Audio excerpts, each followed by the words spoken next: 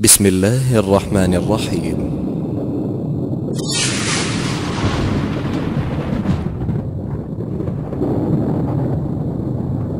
اقترب للناس حسابهم وهم في غفلة معرضون. أشراط الساعة. إن بين يدي الساعة فتنة كقطع الليل المظلم، يصبح الرجل فيها مؤمنا ويمسي كافرا، القاعد فيها خير من القائم، والقائم فيها خير من الماشي، والماشي خير من الساعي. فكسروا قسيكم وقطعوا أوتاركم واضربوا بسيوفكم الحجارة، فإن دخل على أحدكم فليكن كخيري ابني آدم.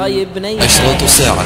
فارتقب يوم تأتي السماء بدخان مبين يغشى الناس هذا عذاب أليم.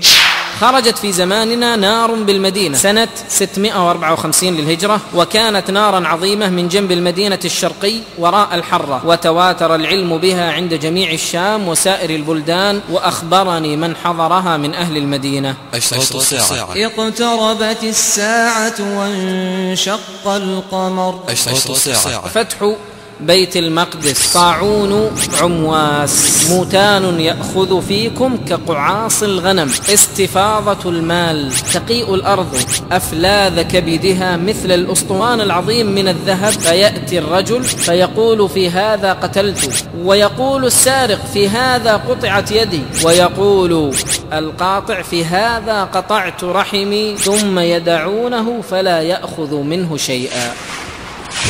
حتى إذا فتحت يأجوج ومأجوج وهم من كل حدب ينسلون، واقترب الوعد الحق فإذا هي شاخصة أبصار الذين كفروا يا ويلنا قد كنا في غفلة من هذا بل كنا ظالمين.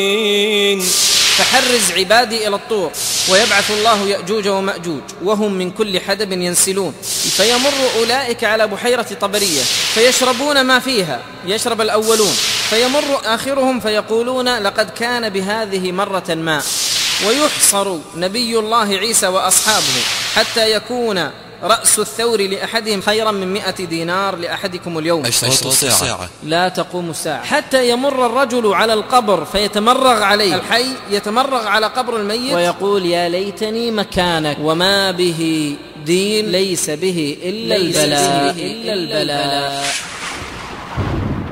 اقترب للناس حسابهم وهم في غفلة معرضون. المسيح الدجال. قال 40 يوما، يوم كسنة ويوم كشهر ويوم كجمعة وسائر أيامه كأيامكم. قالوا وما إسراعه في الأرض؟ قال كالغيث استدبرته الريح، فيأتي على القوم فيدعوهم فيؤمنون به ويستجيبون له، فيأمر السماء فتمطر والأرض فتنبت، فتروح عليهم سارحتهم الماشية أطول ما كانت ذرا.